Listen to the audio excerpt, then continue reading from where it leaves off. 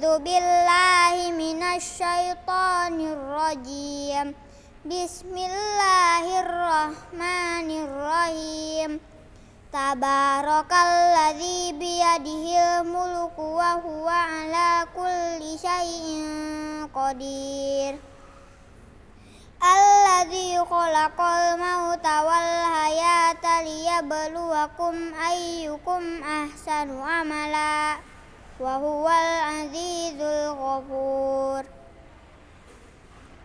Alladzi khalaqa sab'a samawatin tibaqa ma tara fi khalqir rahmani min tafawut farji'il basara hal tara min futur summa rji'il basara harrataini yanqalib ilaikal basaru khashi'an wa huwa hasir. Walaqad zayyana as-samaa'a ad-dunya bimasabiha wa ja'alnaha rujuman lisyayatin wa a'tadna lahum 'adzabas sa'ir. Walilladzina kafaru birabbihim 'adzabu jahannam wa bi'sal masir. Idza ulqu fiha sami'u laha shahiqan wa hiya tafur takadu tamayyazu minal ghaidh. Kullama ulqiya fiha faujun sa'alahum khazanatuha alam ya'tikum nadhir. Shadaqallahul azim.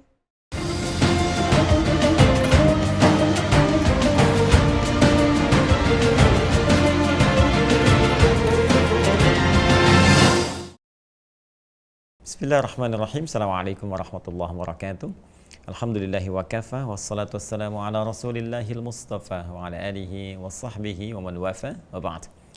Fa ya ahbaballahi wa ahbab rasulihi sallallahu alaihi wasallam, usi nafsi wa iyyakum bitaqwallahi faqad fazal muttaqun fala tamutunna illa wa antum muslimun.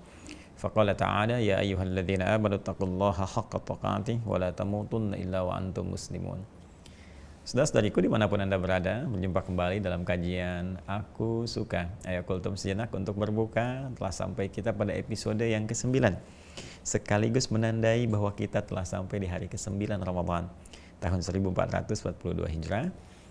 Bermohon pada Allah Subhanahu wa taala semoga Allah berkenan menerima seluruh amal ibadah kita yang telah ditunaikan di sepanjang Ramadan ini, baik siam, qiyam, ataupun juga doa-doa yang kita panjatkan, semoga berkenan diterima oleh Allah Subhanahu wa taala dengan penerimaan terbaik, insyaallah, amin ya rabbal alamin.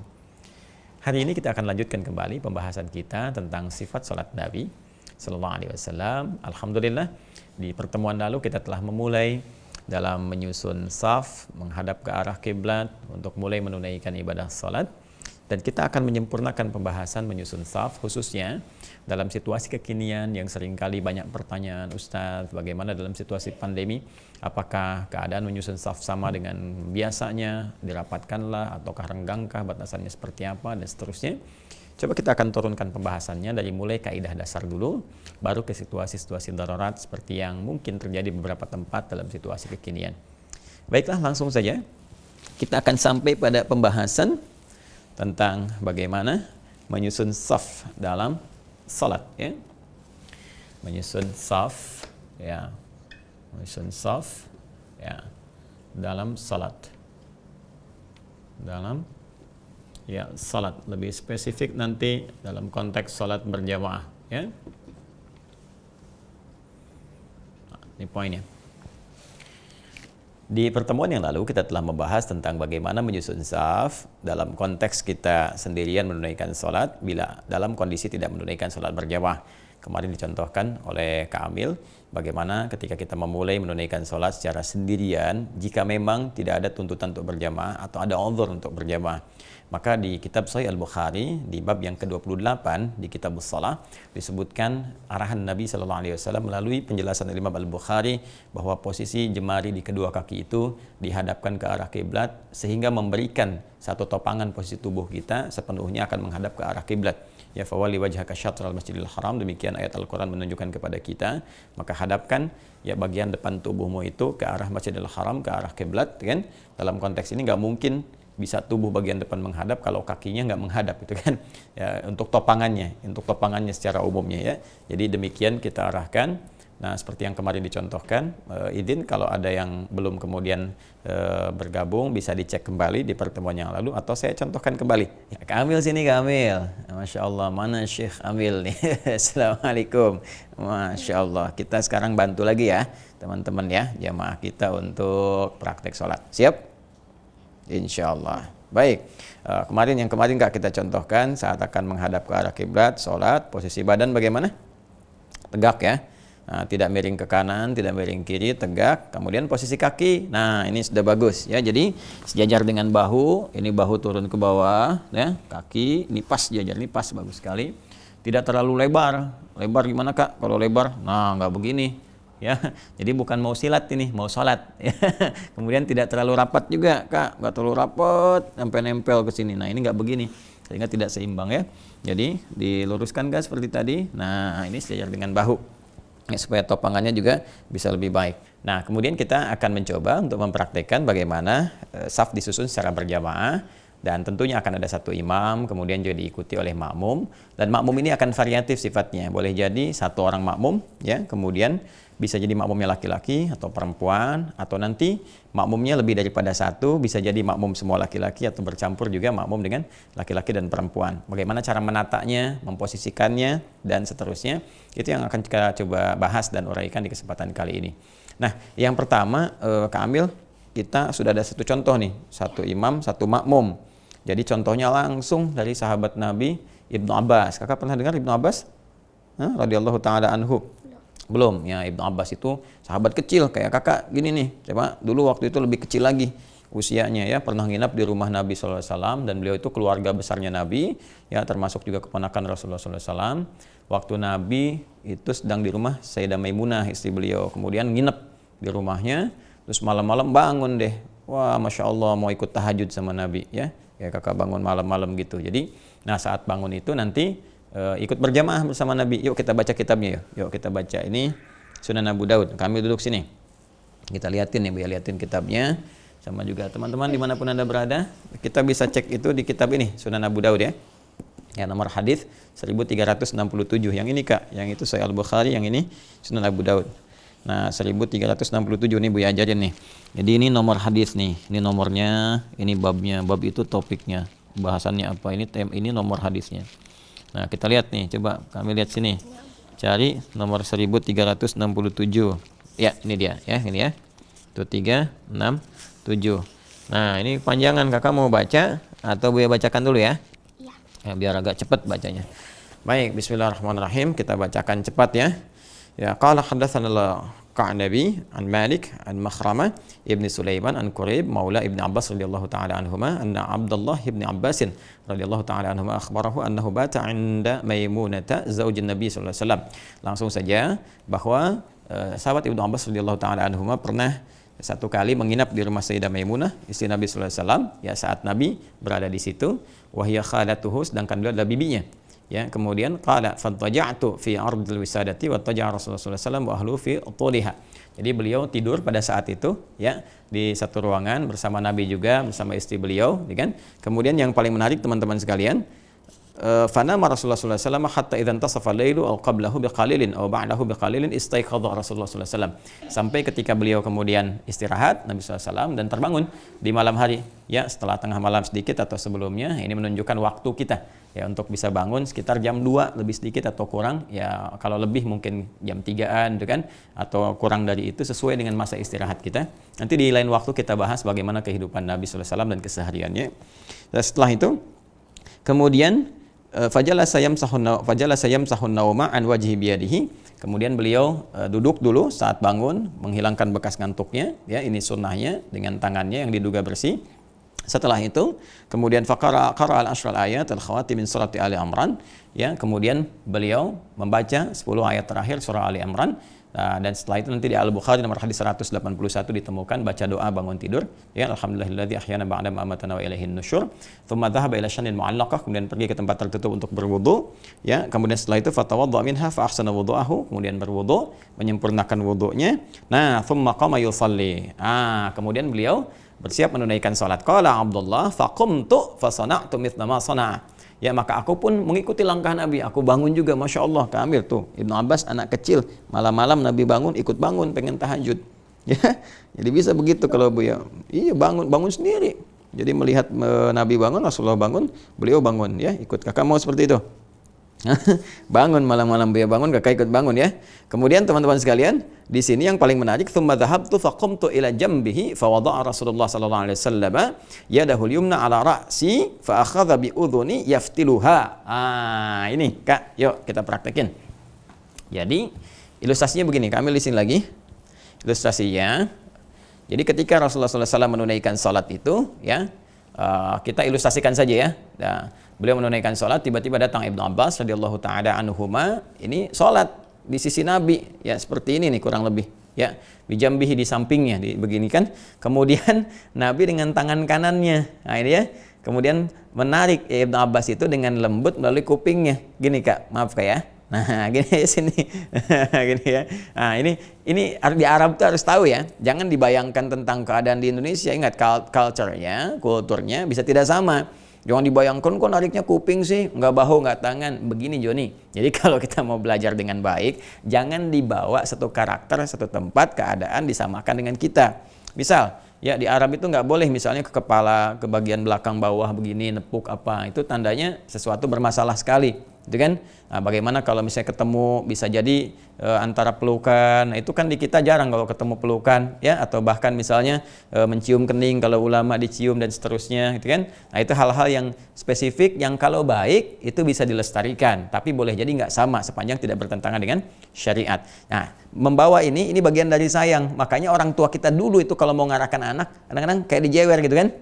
Kayak dijewer. Nah, ini secara penelitian ternyata itu ketika orang tua menjewer dalam keadaan tertentu, ya, nggak harus tiap ini dijewer, nggak, itu bisa merespon, ya, bagian satu otak tertentu atau bagian tubuh tertentu di seorang anak sehingga berkembang, ya, stimulus dia membuat dia semakin lebih cerdas, lebih pintar dalam kondisi tertentu. Jangan disimpulkan begini, oh anak saya pengen pintar, jewer, oh nggak begitu, ya. Jadi bagian mendidik anak itu ada bagian-bagian tertentu di tubuh yang harus disentuh atau diluruskan. Nah, ini singkatnya. Ketika Rasulullah SAW sholat, diilustrasikan, ya, saya Adi Hidayat hanya mencontohkan saja, dan tentunya sesuatu yang terjadinya sesungguhnya itu sesuai dengan masanya, dan kita bisa lihat saat kembali kepada Allah Subhanahu Wa Taala. Ilustrasinya Nabi sedang sholat, kemudian ada anak kecil Ibnu Abbas radhiyallahu taala anhuma di belakang sisi samping, ya, Nabi, si kanannya begini, lalu Nabi menariknya untuk bisa mendekatkan kepada Rasulullah. Nah, sehingga keadaannya rapat begini. Nah, rapat dengan Nabi. Nah, rapatnya ini teman-teman sekalian, menariknya ini diilustrasikan. Nah, ini dekat dengan Nabi seperti ini, sejajar, ya, sejajar seperti ini. Nah, dari sini ada yang kemudian menyimpulkan bahwa boleh antara imam satu, kalau imamnya satu orang, ya, jelas satu orang. Kalau imam, ya, makmumnya satu, maka posisinya boleh sejajar seperti ini, ya, boleh sejajar begini. Jelas, ya? Nah, jadi kalau nanti kita ingin membangun saf berjamaah, misalnya satu imam di sini, makmumnya posisi sebelah kanan, bukan kiri, ya, makmum sebelah kanan, maka posisinya boleh sejajar kalau berdua begini. Ya, kalau ingin menandakan spesifik misalnya boleh juga, ya, seperti kita jadikan misalnya tetap rapat safnya, namun demikian yang imam lebih maju sedikit, misalnya seperti ini sedikit. Kalau kita sholatkan ke bawah, ya, maka imamnya misalnya di sini, makmum di sini sedikit boleh, ya. Baik, kalau kita ingin mengambil yang pertama tadi sejajar seperti ini bisa, ya, sejajar begini, cuma untuk menandakan posisi imamnya berada di sebelah kiri, makmumnya kanan. Jelas, ya?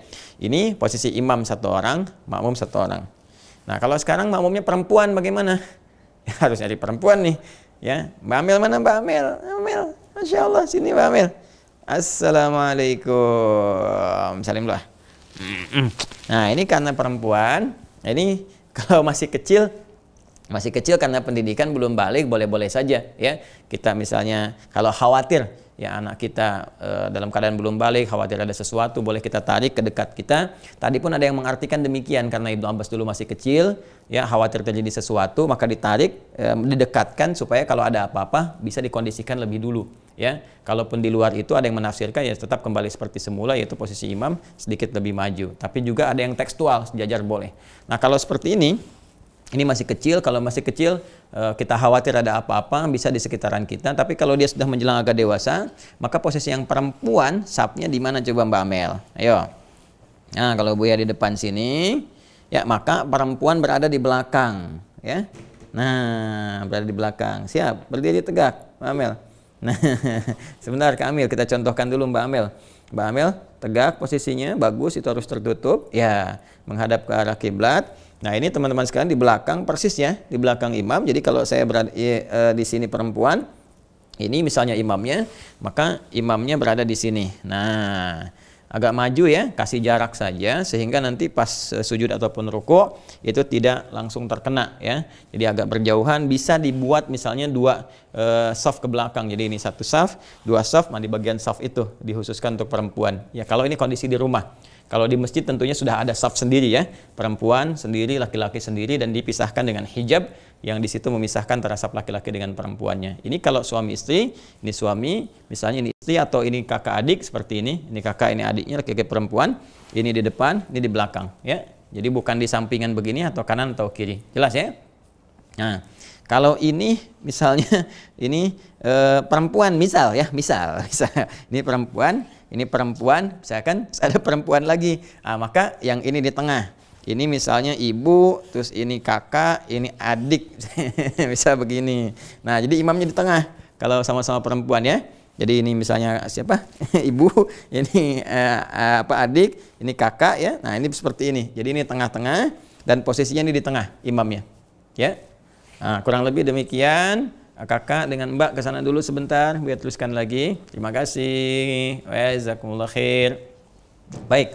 Nah, itu kondisi antara imam 1 orang, jelas, kemudian makmumnya 1, atau kondisi antara imam laki-laki, makmum perempuan. Nah, sekarang akan kita hadirkan bagaimana kalau kondisi makmumnya beragam. Jadi imam 1 orang, jelas, makmum 1 orang, kemudian muncul makmum 1 lagi. Ya, kita minta bantuan lagi. Bismillah, Kak Amil, boleh kesini lagi? Ya. Nah, ini Kak Amil jadi makmum, Buya misalnya di sini. Nah, Buya dulu di sini, ini seperti ini. Nah, saat sedang begini tiba-tiba ada 1 orang datang lagi misalnya, ya. Masbuk. Nah, ini misalnya taruhlah kayak tadi Ibnu Abbas, datang lagi 1 orang. Boleh dicontohkan lagi, Mas? Mas, ya. Wah, ini kalau itu Ibnu Abbas, ini Mang Abbas. Ini Mang Abbas gini, ini Syekh Sudan ya. Sudan, Susukan dekat Banjaran. Baik, ini kita sedang sholat nih begini, terus antum datang. Kira-kira kemana? Ke belakang. Coba ke belakang kemana? Ke belakang. Terus antum kemana? Ini kita sedang sholat nih, antum ngapain ini? Ayo coba, antum gimana? Narik, main tarik aja. Sini antum sini. Antum statusnya apa? Masbuk. Kenapa masbuk? Telat. Kenapa telat? Ini anak kecil aja nggak telat nih sholat dengan saya. Ya, antum kenapa sudah dewasa bisa telat begitu? Jangan ketawa, bertakwalah kepada Allah. Kerjaan itu bisa disesuaikan. Jangan cari pekerjaan yang bisa mengabaikan sholat, itu nggak baik. Ya, ya cari pekerjaan yang bisa sesuai. Jadi statusnya apa? Masbuk. Ini ada Mas Ugi, Mas Cepi, Mas Joni, Mas Soleh, antum masbuk. Ayo bismillah. Ayo, siap. Jadi ini begini. Nah, ini sedang begini tiba-tiba datang, ini masbuk. Masbuk datang kemudian mau bergabung ya, maka caranya memberi isyarat.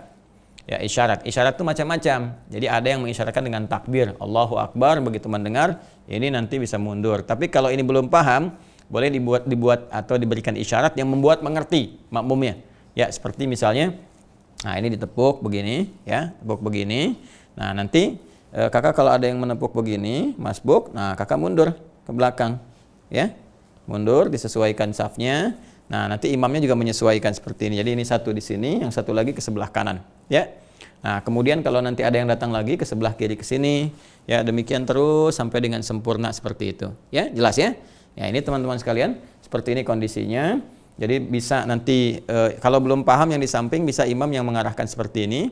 Atau kalau belum paham juga misalnya makmum yang maju seperti ini, kemudian nanti imam yang maju seperti ini, kemudian makmumnya masuk ke sebelah dekat makmumnya ya. Tapi ini harus diedukasi dulu, jangan sampai saling nggak paham nanti ya, ditepak nanti malah main jurus silat misalnya yang belakang ya, atau ini begini nggak mau, ini imam maju ini ikut maju. Jadi diluruskan di sini, diberikan edukasi sehingga ketika diberikan isyarat, ingat ya, kalau ada yang nepuk begini, nah nggak usah main begini ya. Ada yang nepuk begini artinya minta mundur, supaya mundur seperti ini. Keambil nanti dengan masbuk ya, masbuk. Jadi bisa di belakang.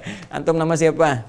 Ya, Mas Yugi ya, Mas Yugi. Jadi ini bisa mundur ya. Jadi seperti ini kurang lebih posisinya. Jadi nanti imam menyesuaikan pas yang ini di belakang ini ya. Yang ini di samping. Kalau sholat nggak boleh ngobrol. Ya. Baik, kurang lebih seperti ini. Nanti kalau datang lagi ke sini ya, dan seterusnya. Jelas ya? Baik, kurang lebih demikian kita kira untuk bisa menyusun saf. Sekarang kita lihat bagaimana posisi safnya. Maju ke sini. Ya, Mas Yugi maju, ambil sini. Nah, sekarang Buya mau tanya nih, kalau sekarang misalnya minta siap-siap sholat, gimana nyusunnya? Lurus, rapat? Oh, Masya Allah, Masya Allah. Ingat tadi posisi kaki, lebarnya segimana? Lebarnya selebar bahu. Nah, ya, jadi nggak usah terlalu lebar. Segini. Waduh, ya nanti anak kambing masuk tuh. Ya, lurusin dulu. Lebarnya tadi segimana? Nah, kakinya gimana lurusnya? Masya Allah. Nah, ini dalilnya apa nih begini nih? Ya, kita lihat dulu nih. Bagaimana cara menyusunnya, teorinya bagaimana, prakteknya seperti apa. Ya, boleh duduk di sini saja supaya nggak jauh-jauh. Duduk sini. Ya, Mbak Amel mau di sini duduknya? Mau?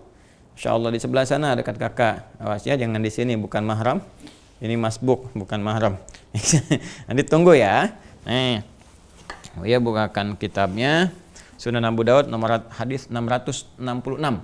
Ya, 666 sampai 668. 666, 667, 668 dari posisi kanan kalau nggak salah. Agak sedikit ke bawah. Nah, ini dia. Bismillah. Nah, ini ya. Ini pemirsa teman-teman sekalian. Ya, di Sunan Abu Daud. Ini Sunan Abu Daud ya. Kalau kitabnya sama di halaman 98. Nah, ini nomor hadis 666 di sini, 667, 668 di sini. Ya, ada ya, segi ya. Baik. Nah, ini langsung saja saya bacakan teman-teman sekalian. Bismillahirrahmanirrahim. Langsung ke rawi yang paling akhir saja. Baik, bismillahirrahmanirrahim. An Abi Syajarah lam yadhkur Ibnu Umar radhiyallahu taala anhuma anna Rasulullah sallallahu alaihi wasallam qala aqimus sufuf wa hadhu bainal manakib wa suddul khalal walainu bi aidi ikhwanikum. Masya Allah. Teruskan lagi ya, walan tadharu furujatin lisyaitan wa man wasala saffan wasalahu Allah wa man qata'a saffan qata'ahu Allah. Satu, teruskan dulu ya supaya enggak berulang-ulang, kita bacakan. Qala russu sufufakum wa qaribu bainaha hadhu bil aqnaq hadhu bil a'naq ya, fawalladhi nafsi biyadihi inni la ara syaitana yadkhulu min khilalis saffi ka'annaha al khadaf. Kemudian yang 668-nya, qala Rasulullah sallallahu alaihi wasallam sawwu sufufakum. Ah, ini yang sering dibacakan imam. Sawwu sufufakum fa inna taswiyatas saffi min tamamis shalah. Ini juga nanti kita temukan di beberapa hadis yang lain, termasuk di Ibnu Majah, ya kan? Termasuk juga di Al-Bukhari nanti ada, ya, termasuk juga nanti di beberapa kitab-kitab yang lain yang juga di Musnad Imam Ahmad. Nah, sekarang kita praktekkan. Jadi nanti kita praktek. Ayo Kamil, bangun. Mbak Amel di belakangnya. Nah, di dalam hadisnya disebutkan, boleh sebelah sini. Nah, dalam hadis disebutkan, Mbak Amel boleh di sini dulu. Mbak Amel di sini. Nah, duduk dulu ya, sebentar. Nah, ini kita saf laki-laki dulu, Masya Allah. Nah, dalam hadisnya disebutkan, ini kondisinya lurus ya. Ini tegak dulu. Kemudian bahu, sejajar bahu. Kemudian kaki juga sejajar kaki ya. Dan nanti yang paling menarik, tarasau itu rapat ya. Nah, ini pemahaman ini ada dua pemahaman. Ada yang tekstual. Ya, tekstual itu artinya ya begitu hadisnya begitu dipahaminya. Ya. Jadi memahami secara hakiki, secara zahirnya saja. Jadi kalau kata Nabi, ini misalnya bahu ketemu bahu, maka ini bahu harus ketemu bahu. Ini bahunya gede, gimana nih ketemunya gitu kan? Ini bahu ketemu perut namanya, bahu ketemu pinggang ya. Nah, tapi konteksnya begini. Nah, nanti kita bahas lagi. Bagian bawahnya, ya ini kemudian kaki, temu kaki, tumit ketemu tumit. Jadi ini tumit, nggak mungkin tumit ketemu kecuali kalau kakinya tegak lurus begini. Nah, gini Kak, betul Kak. Nah, jadi ini teman-teman sekalian seperti ini. Ya, jadi kalau misalnya berdirinya begini, izin Kak ya.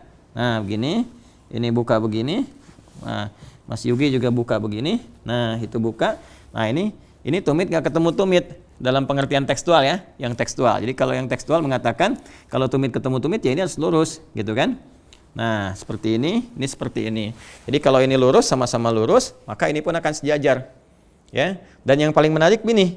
Cara meluruskan ini, istau itu kan lurus kan, lurus gitu. Ini kan nggak lurus tuh sapnya, ya kan? Ini kalau ke belakang ini nggak lurus kelihatannya. Apalagi kalau ini misalnya agak jumbo, agak gemuk, yang ini standar misalnya kan, ini dari samping kelihatan tuh, ya. Maka untuk meluruskan seperti ini paling gampangnya, tolong berputar menghadap ke papan ini, papan tulis. Ya, nah maka untuk bisa meluruskan itu, luruskan lagi Kak Amil, izin ya. Nah kakinya, nah ini disamakan yang luruskan bagian tumit belakang, ya. Jadi kalau tumitnya ini lurus, ini teman-teman sekalian, tumitnya lurus. Nah ini pasti bahunya sejajar, tuh, ya. Walaupun ukuran seperti ini, kelihatan akan sejajar. Apalagi kalau sudah orang dewasa kelihatan lah ya. Nah ini tumit jadi yang diluruskannya nih, kan ada garis ya. Membuat saf itu ada garis, jadi di garis itu yang lurus tumitnya. Kalau bagian lurus itu kaki bagian depan, maka nggak akan sejajar kondisinya. Ya, saya minta contoh begini nih. Kamil, coba luruskan kaki depannya dengan kakinya Om Yugi. Nah, tuh jauh kan bedanya? Ya, ya. Tapi kalau kita misalnya luruskan bagian tumit, bagian belakangnya, tuh, ya, rapi. Ya, ininya rapi. Jadi berbalik lagi ke sini sayang. Ya, balik lagi begini. Nah, jadi pertama, lurus itu ketika istau, kan? Luruskan. Nah, yang dimaksud lurus itu biasa suka dibuat garis, saf-saf di masjid, itu tumit bagian belakang. Jadi tumitnya, jadi begitu sudah lurus, teman-teman sekalian, ada garis, bikin garis lurus, nih Kak ambil begini ya. Nah, ya, misalnya ini taruhlah garis saja di masjid kan seperti ini. Nah, ini yang diluruskan tumitnya, kaki bagian belakang. Nah, ini ya, tumit di sini tumit. Nah, jadi kalau ini buat tumit, nanti bahunya sejajar, ya karena posisi tumit itu pasti akan bagian ke belakang bagian bahu itu membuat lebih lurus ya, lebih sejajar. Tapi kalau kita misalnya yang kita luruskan bagian jemarinya, jemari di sini, jemari kaki, ya ini jemari kaki, ya bahasa apa Italianya ramo ya, ramo gitu. Nah ini kalau kita luruskan di sini, ya ini jarinya, ini pasti akan tidak lurus, ya tidak lurus bagian apa namanya bagian punggung, bagian tubuhnya, karena posisi dan keadaan tubuh kita masing-masing bisa berbeda, ya berbeda. Jadi ketika yang diluruskan di bagian jarinya, ya nanti perbedaan spesifik fisik itu akan tampak, ya tubuhnya. Baik, ini bagian yang tadi kita uraikan. Sekarang kita kembali lagi, Mbak Amel duduk lagi di sini. Ya, nah, jadi pertama yang kita susun itu adalah ini rapi, lurus. Yang lurus itu bagian tumit, ingat ya, bagian belakangnya untuk yang laki-laki. Nah ini yang tekstual. Jadi tekstual itu apa adanya menurut hadis seperti ini. Jadi lurus, tumit nempel ke tumit, bahu nempel ke bahu gitu kan. Kemudian kaki sejajar, mundur Kakak Amil, diluruskan seperti yang tadi. Nah kurang lebih begini. Jadi posisi kakinya teman-teman bisa dilihat. Jadi kalau yang tekstual itu tidak begini, tapi begini ya. Nah begini, kemudian sama-sama lurus, jadi begini lurusnya. Ya, jadi begini saat lurus, tuh. Jadi bahunya juga sejajar di sini, ya. Baik, ini kondisi yang pertama. Tapi ingat hadisnya tadi belum selesai, ya. Karena hadisnya mengatakan lainu bi aidi ikhwanikum, bima makna, tapi kalian harus melembutkan, memberi ruang kepada saudara-saudara kalian. Jangan terlalu rapat betul sampai saking rapatnya, izin Kakak ambil sebelah sini. Ya, misal saking rapatnya begini, ya ini rapat begini juga, pengen rapat mau takbir nggak bisa gitu ya, susah misalnya begini tuh. Ya jadi jangan sampai terjadi begitu. Jadi walaupun ini rapat begini, ya tetap ada kondisi yang memudahkan kita untuk bertakbir. Ya jadi jangan sampai mau takbir jadi susah, itu tidak dibenarkan. Ya jadi jangan sampai semangat nyusun saf tapi mau takbir susah, itu nggak benar justru. Ya itu keluar dari pemaknaan. Nah ini tafsir yang pertama ya. Yang kedua, yang dimaksud hadis tadi itu bahasa majas, kiasan. Ya, jadi yang dimaksudkan bahu ketemu bahu, kaki ketemu kaki gitu kan, tumit ketemu tumit, bahkan nanti ada lutut ketemu lutut. Ya, ini yang dimaksudkan, maksudnya coba bikin saf yang rapi, yang bagus, tapi dalam saat yang bersamaan kaidahnya dipakai. Walainu bi aidi ikhwanikum. Tetap bersikap nyaman, memberikan ruang, ya, melembutkan sehingga tangan-tangan kawanmu itu bisa bergerak dengan mudah. Ya, tangan bisa bergerak mudah, kemudian juga untuk ruku mudah, sujud mudah. Maka ada yang menafsirkan adalah ini nggak ada masalah karena kita lihat di tafsir yang lainnya anak kambing jangan sampai masuk dalam saf itu, ya, sehingga memberi kesan setan pun tidak masuk ya dalam ruang saf itu. Nanti ada dua riwayat ya, yang satu terkait dengan sujud, yang satu terkait dengan saf. Makanya ada ulama nanti yang membuat satu jengkal, ya. Contoh jengkalan seperti ini paling maksimal. Atau nanti lebih kecil daripada itu, yang penting untuk takbir enak. Makanya ada yang mengukur posisi kakinya begini. Nah, seperti ini. Ya, yang kebuka keluar itu begini. Jadi yang depannya itu begini, teman-teman sekalian, nempel, yang belakangnya nah terlihat agak longgar. Longgarnya di sini untuk memberikan jarak supaya bertakbirnya nyaman. Nah, seperti ini, ya. Nah, jadi kalau misalnya ini di samping saya, Kakak Amil di samping Buya, saya di sini. Nah, ini posisi kakinya seperti ini, teman-teman sekalian. Nah, ya kan? Ini pasti ada longgar kan di sini kan? Ya kan? Nah, kalau dilihat dari belakang nih masih rapat nih. Ini bahu ketemu bahu nih. Ya, ini saya bahu ketemu bahu nih.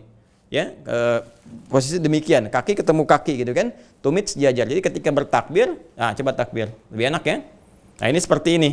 Nah, kemudian juga kalau kita tempelkan kayak tadi, nah ini lebih rapat lagi. Nah, ini kalau mau begini tetap jangan melanggar hadis. Ya, yang kita tidak boleh langgar itu saat takbir jangan sampai menyulitkan. Harus ada bagian jarak yang memungkinkan kita untuk bertakbir nyaman. Sehingga ada yang memandang bahwa yang begini lebih fleksibel, ya, yang terbuka seperti ini sedikit, yang depannya nempel begini. Ya, kalau disorot kamera ke kaki saya, ya. Jadi ini yang depannya tuh nempel begini, yang belakangnya terbuka begini, ya. Nah, sehingga memberikan jarak untuk bertakbir itu lebih nyaman seperti ini. Ya, ini yang disebut dengan kiasan, sehingga celahnya ini teman-teman sekalian, nih kalau kan ini rapat nih, ya, bagian atas juga. Ya, kita menutup celah-celah ini supaya nggak ada kesan setan masuk. Nanti pas bagian takbir saya jelaskan ada setan yang khusus menggoda orang sholat. Ya, dan diilustrasikan anak kambing nggak masuk. Ini kan anak kambing susah lah masuk ke sini. Untuk ke arah sini ini ukurannya begini. Jadi ukuran nutup begini dan nyaman untuk bertakbir. Jadi dari dua pemaknaan ini silahkan mana yang paling nyaman untuk diamalkan ya. Ada yang tekstual kayak tadi lurus rapat tapi jangan saling kemudian menghambat untuk bertakbir. Ada yang tadi memberikan celah sedikit, bukan berarti celah tapi dalam konteksnya kenyamanan untuk bertakbir ya. Nah, poinnya adalah rapat ini bagaimana meluruskan harmoni dan menutup nanti peluang setan, celah setan, furjat namanya untuk masuk menggoda. Nanti saat takbir saya jelaskan bagaimana setan bisa masuk ke dalam saf orang-orang tertentu dalam sholat yang kemudian memberikan bisikan-bisikan. Nah, sekarang saat corona ya, COVID tuh kan ada jarak tuh ya, jaraknya begini nih. Kakak di sini, kalau ada masjid-masjid kan di masjid kita alhamdulillah ya kita rapat ya. Nah, di masjid-masjid lain tuh ada begini nih. Nah, ini sholatnya di sini, ini di sini, terus Mbak Amel jauh ke belakang. Ya. Nah, kira-kira boleh nggak begini? Amel boleh? Nggak tahu, Mugi? Boleh. Oh kan, anak ini langsung nggak tahu, Allahu a'lam. Ini boleh. Nah, karena Mugi boleh, dalilnya apa? Nah, dalam syariat itu boleh dan tidak boleh sudah dalil. Gitu ya. Dalilnya apa kalau boleh? Darurat. Apa dalil darurat itu? Ketika pandemi. Terus ketika budemi enggak gitu kan. Jadi darurat. Baik. Ada benarnya isu darurat. Darurat itu masuk kategori kalau di usul fikih ad-daruratu tubihul mahdhurat. Ya kan, kategori uzur. Sebetulnya ini bukan kasus corona saja, bukan kasus COVID, dari dulu sudah ada pembahasannya, sudah sejak lama. Jadi kalau ada kondisi tidak memungkinkan saf itu terhubung dengan rapat seperti tadi semula, maka boleh diberikan jarak tertentu dengan kondisi-kondisi yang dibenarkan. Ya, dan hukum merapatkan ini ada dua pandangan. Jumhur mengatakan sunnah, ya. Ada sebagian mazhab Hanabilah itu mengatakan wajib, ya wajib karena ini menentukan bagaimana kesempurnaan sholatnya dan perbuatan Umar bin Khattab ketika keras meluruskan saf sholat. Ya, karena itu kalau dalam kondisi darurat semua sepakat nggak ada perbedaan. Kecuali dalam kondisi teman-teman sekalian, ya tidak ada darurat. Misalnya tiba-tiba kemudian ini kami jadi imam sini, Buya makmum misalnya, terus ini mundur aja belakang sendirian. Nah, Nah, ini berlaku hadis, ya. Hadisnya sangat spesifik sekali, tegas Nabi mengatakan, ada seseorang di masa Nabi sallallahu alaihi wasallam salat menyendiri di belakang. Ya, begitu sudah selesai sampai salam, Nabi kemudian meluruskan istaqbil shalah. Ya, istaqbil salataka. Kamu ulang lagi salatnya. Ya, kamu ulang lagi salatnya. La salata li rajulin fardin khalfa saffi fardan. Demikian hadisnya. Ya, tidak sah salat seseorang ya yang dia menyendiri di belakang saf ya sendirian sementara saf itu sedang lurus dalam keadaan sengaja ya memisahkan. Ini apa namanya di babnya itu dia memisahkan diri dari jamaah ya at-tafarruq minal jamaah. Jadi kalau dia menyendiri sementara safnya ada, nggak ada uzur apa-apa, itu dianggap kemudian bermasalah, walaupun ada jumhur mengatakan itu ma'al karahah, salatnya tetap benar tapi karahah, tidak disukai. Ya kalau benar tapi Allah nggak suka gimana? Ya, tapi ada sebagian yang mengatakan mesti diulang karena hadis tadi. Tapi karena ini kondisi darurat, teman-teman sekalian, maka darurat itu tubihul mahdhurat, membolehkan. Cuma begini, bagaimana detil darurat itu? Ini mesti ada pertanyaan dan jawaban sebetulnya. Makanya kami kalau di masjid saya di sini dengan teman-teman kita detilkan spesifik. Apa persoalannya? Covid. Baik, karena Covid ini apa gejala-gejalanya? Lalu kita tanya dulu pada jamaahnya, jamaah yang ada di sini, ya kan, sudah dipastikan dicek semuanya dan sebagainya, ada yang terkena COVID atau tidak. Kemudian kalau yang sakit dan sebagainya, kan nggak mungkin jamaah jawab di situ kena COVID ke masjid, kan nggak mungkin. Maka kaidah awal kan dipakai, yang merasa sakit, merasa nggak enak, nggak usah ke masjid, gitu kan? Maka di sini yang merasa sehat datang, kita cek di luarnya, sempurnakan temperatur, pakai masker dan sebagainya, dan area disterilisasi dulu. Ya kita cek, begitu sudah bagus dan sebagainya, nggak ada alasan kemudian dalam kondisi ini safnya harus lenggang, gitu kan? Dan sebenarnya harus dijelaskan juga ya pada pakar-pakar tuh virologi dan juga ahli kesehatan dokter, ini sejauh mana sih posisi saf itu bisa tidak menularkan? Karena kalau kita lihat ini jarak segini misalnya, mohon izin Kak Amil, ya segini, jaraknya ini di sini, apa ini menjamin COVID-nya nggak menular? Ya, ketika misalnya sujud, terus ada salah satu yang bersin walaupun pakai masker, apakah kemudian ini tidak menjamin menular? Atau kemudian ketika selesai kumpul kembali, apa tidak menjamin kemudian akan menular dalam situasi seperti itu? Nah, atau ini pencegahan, tapi seefektif apa pencegahan itu dimaksudkan? Boleh duduk nanti di sana? Ya, seefektif apa pencegahan itu dimaksudkan? Nah, jadi di sini memang harus banyak yang dijelaskan dulu. Kalau memang kita bisa memastikan dan dari awal kita bisa menjelaskan dengan lebih baik, ya misalnya kita katakan yang merasa khawatir, merasa tidak nyaman, merasa sakit, ya itu boleh misalnya mengambil saf yang sebelah mana, atau misalnya dia tidak ke masjid dulu, itu lebih aman. Yang sudah ke masjid merasa nyaman, merasa sehat, tidak ada masalah, ya silahkan. Kalau nggak ada masalah, kenapa harus diberikan jarak? Ya, kecuali kalau memang dalam kondisi ini ada protokol tertentu yang memang mensyaratkan demikian, yang kalau enggak itu masjidnya misalnya nggak bisa terlangsungkan. Seperti saya pernah menunaikan salah satu ibadah, kemudian di masjidnya baru dibuka yang tadinya tutup, hanya marbot saja dan sebagainya. Lalu ada syarat ya dari otoritas setempat kalau boleh di situ dilakukan, tapi jaga jarak misalnya kan. Nah itu kan harus bertahap. Kita pahamkan dulu, kita beri pengertian dulu, kita cek dulu dan sebagainya. Baru kita menyesuaikan ya yu'khadhu kulluhu la yutratu kulluhu, sesuatu yang nggak bisa dikerjakan diambil semuanya, maka jangan ditinggalkan keseluruhannya. Maka darurat masuk di situ karena kondisinya ya. Nah tapi sekali lagi kita punya PR besar di sini untuk disampaikan. Para ahli itu harus bisa menyampaikan dengan jelas ya, dalam kondisi menjaga jarak ini, jarak seperti apa yang bisa meminimalisir penularan atau tidak menular sama sekali. Apakah memastikan demikian? Atau pertanyaan besarnya begini ya, apakah dikhawatirkan ketika ke masjid ini misalnya ada memang yang terkena COVID? Ya kalau misalnya dikhawatirkan demikian atau masuk dalam kondisi seperti itu, ya maka menurut kami hal-hal yang demikian mesti ada langkah-langkah yang antisipatif. Ya sudah, ya misalnya dibatasi di situnya, atau kita kemudian adakan ibadah untuk marbot saja kalau memang wilayahnya merah sama sekali. Tapi kalau wilayah sudah hijau, sudah baik, yang tidak usah ikut-ikutan juga, tetap dirapatkan, tetap dibaikan dan terukur dengan baik. Ya, kecuali tadi ada kondisi darurat yang memang otoritas misalnya mengharuskan begitu, secara keilmuan kalau ada jarak begini meminimalisir, maka ikuti karena memang itu kondisinya. Ya kecuali seperti di daerah kami, di tempat kami tinggal, kita sudah sterilisasi lingkungan, sudah pastikan dulu siapa yang masuk, siapa yang enggak, sehingga alhamdulillah sampai sekarang dari awal pandemi sampai saat ini stafnya masih rapat, masih baik, tetap lurus ya sesuai dengan ketentuan-ketentuan tadi, dan kita bisa mengondisikan yang darurat itu kembali kepada awal lagi. Ya demikian kiranya. Ya sekira itu teman-teman sekalian untuk pembahasan hari ini. Semoga ada bermanfaat. Kamil, mau tanya apa? Kenapa orang-orang kalau tadi kami tanyanya kalau orang-orang pas sholat kayak gini? Oh gini, gini boleh kalau kayak gini ya, tapi jaraknya jangan berlebihan. Tetap harus ada yang nempel misalnya begini ya. Nah, supaya ada jarak gini untuk memudahkan takbirnya begini. Coba kalau takbir ini takbir. Nah, nanti kita dalam bab takbir kita akan bahas seperti apa. Nah, sebab ada orang yang kalau terlalu rapat nih kayak Om Ugi. Om Ugi ini kan badannya subur.